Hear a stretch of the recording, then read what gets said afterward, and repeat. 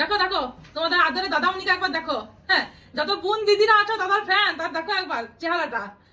ভাবলাম যে বসন্তের প্রথম রং আমি লাগাবো, হ্যাঁ, তার জায়গায় উনি দেখো বসন্ত ফুটা হয়ে চলে এসেছেন। তারপরে দাদা রাম, দাদা সদাশিব, দাদা নারায়ণ। হ্যাঁ, তুমি শুধু শুধু ঝগড়া করো। দেখো দাদার রূপটা একবার দেখো।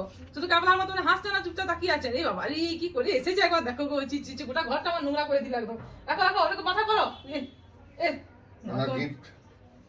গিফট নিয়ে এসেছে, বুঝছো? অফিস থেকে দিয়েছে ওদের নাকি কি করেছে মাকু। আর তো হোলি নিয়ে এসেছে, হোলির রং। এই দেখো ছাতা ছাতা দিয়েছে।